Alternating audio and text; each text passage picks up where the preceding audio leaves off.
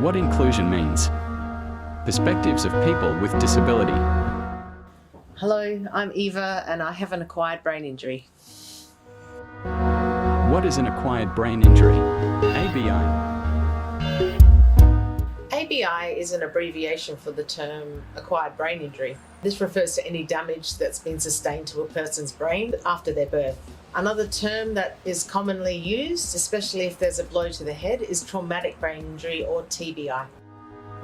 If I know someone with an ABI, how can I help them?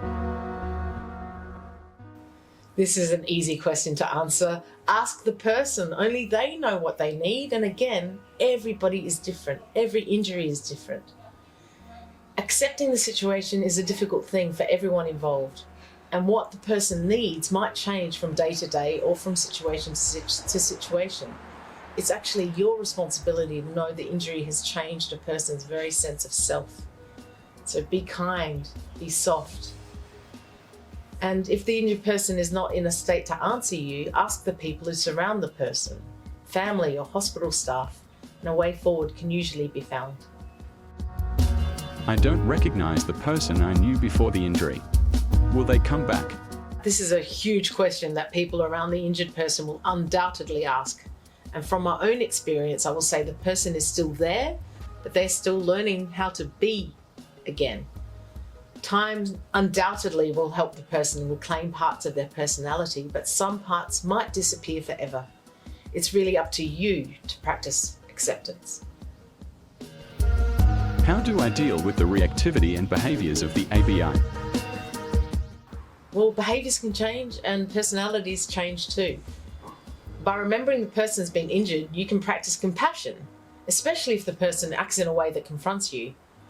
Anger and aggression can be common, especially if the frontal lobes have been affected, because this is the area of the brain where impulses are controlled. For myself, I've been challenged greatly by this because I sustained damage to the frontal lobes extending onto the right side of my brain. Communication changes often as well. They might speak about inappropriate things or not pick up common social cues. This is something else I've struggled with sometimes. Taking the person aside and calmly explaining their actions are not appropriate or what they say is not appropriate. Being prepared to help them is a kind and humane thing to do, and I would hope that you would do this. What happens if society at large doesn't include people? Look around yourself, look around at the present Australian society, because this is what happens when disabled people are not included in everyday life. This translates into non-disabled people often being uncomfortable or even afraid when they're faced with disabled people. We're some of the most resilient, dedicated and inventive members of society, as it is part of our lives to be so. It's how we can function in a world that locks us out. Something pretty horrible is that Australia is the second last country in the OECD for inclusion of disabled people. This is something to be ashamed of, but it seems to be changing these days.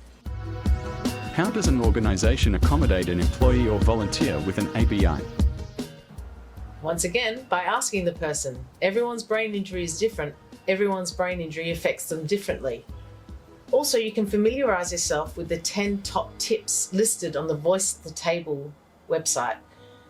This organisation champions inclusion of those with cognitive disabilities in decision-making and policy-making, and also in the workplace. And there's so much information freely available on the site, so check out the link below. To learn more, visit www.daru.org.au.